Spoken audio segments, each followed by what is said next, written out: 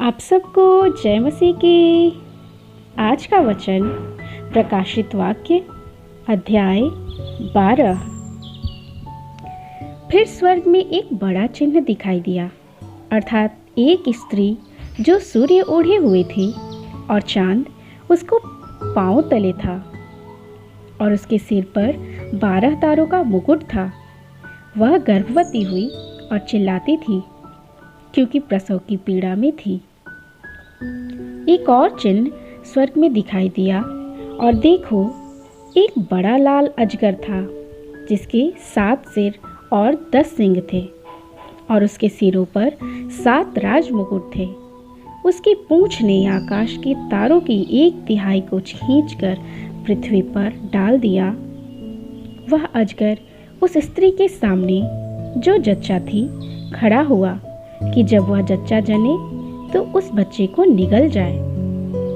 वह बेटा जनी तो लोहे का दंड लिए हुए सब जातियों पर राज्य करने पर था। और वह जच्चा एकाएक परमेश्वर के पास और उसके सिंहासन के पास उठाकर पहुंचा दिया गया। और वह स्त्री उस जंगल को भाग गई जहां परमेश्वर की ओर से उसके लिए एक जगह तैयार की गई थी कि वहां वह 1260 दिन तक पाली जाए। फिर स्वर्ग में लड़ाई हुई। मिकाईल और उसके स्वर्गदूत अजगर से लड़ने को निकले और अजगर और उसके दूत उससे लड़े, परंतु प्रबल न हुए और स्वर्ग में उसके लिए फिर जगह न रही।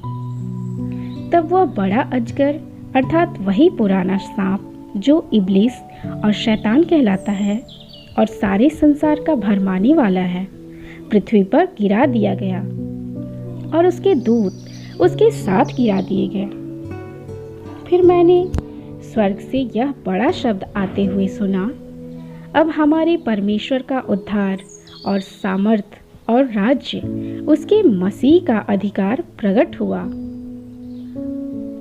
क्योंकि हमारे भाइयों पर दोष लगाने वाला जो रात दिन हमारे परमेश्वर के सामने उन पर दोष लगाया करता था गिरा दिया गया है।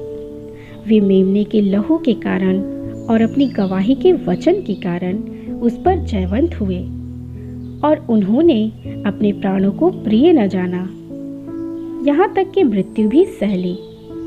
इस कारण हे स्वर्गों और उसमें रहने वालों मगन हो, हे पृथ्वी और समुद्र तुम पर हाय, क्योंकि शैतान बड़े क्रोध के साथ तुम्हारे पास उतर आया है, क्योंकि जानता है कि उसका थोड़ा ही समय और बाकी है। जब अजगर ने देखा कि मैं पृथ्वी पर गिरा दिया गया हूँ, तो उस स्त्री को जो बेटा जनी थी सताया।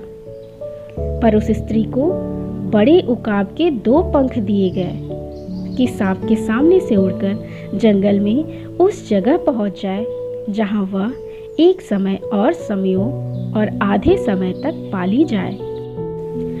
और सांप ने उस स्त्री के पीछे अपने मुंह से नदी के समान पानी बहाया कि उसे इस नदी से बहा दे, परंतु पृथ्वी ने उसकी सहायता की और अपना मुंह खोलकर उस नदी को जो अजगर ने अपने मुंह से बहाई थी पी लिया।